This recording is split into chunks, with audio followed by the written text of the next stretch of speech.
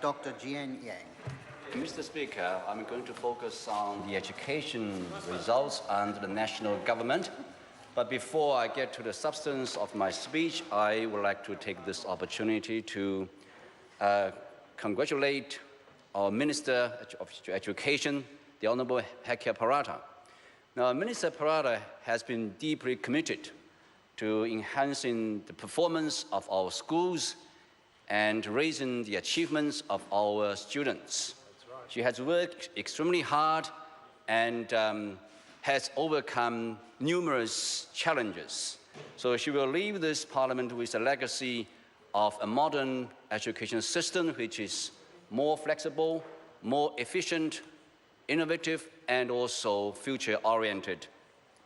Now, Mr. Speaker, I have said repeatedly that education is a key responsibility of any government simply because our students are the future citizens and future workers.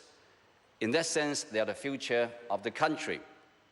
So it is important that our students have the necessary skills and qualifications for them to do well in the society and for them to contribute to a thriving economy. And for that reason, the national-led government has made education a key area of our better public services. We have invested heavily in education since we came into the government in 2008. As a matter of fact, among all OECD countries, New Zealand spends the highest percentage of public money on education.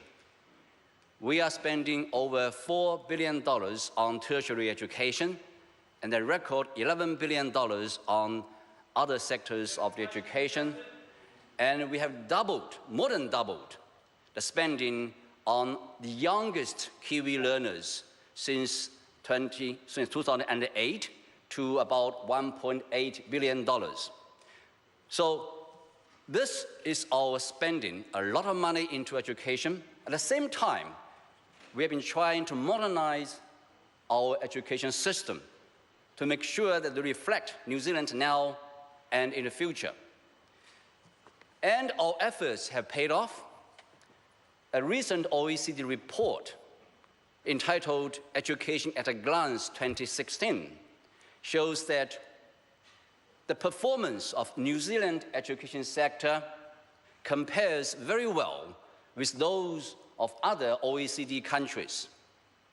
And also, the media report on better public services results released a couple of days ago indicates New Zealand is on track in lifting participation and achievement from our earliest learners through to tertiary graduates. Here I just read these three results, education results, or results of education targets. Participation in early childhood education is up from 94.7% in 2011 to 96.6% in 2016.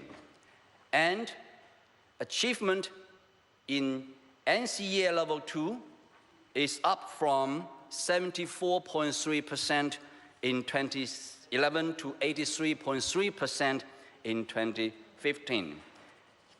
And the number of 25 to 34-year-olds with NZQF Level 4 or above has increased from 51.9% in 2011 to 56.6% in 2016. So we are pleased with all the results, but we are particularly pleased with the increased proportion of 18-year-olds with NCEA Level 2, because NCEA Level 2 gives the students more opportunities for further education and employment. That's right. And also, very often, NCEA Level 2 is the minimum requirement for jobs. So, Mr. Speaker, under national, more children are starting education earlier, staying longer, and achieving better results. Thank you. Good speech. I call clear current.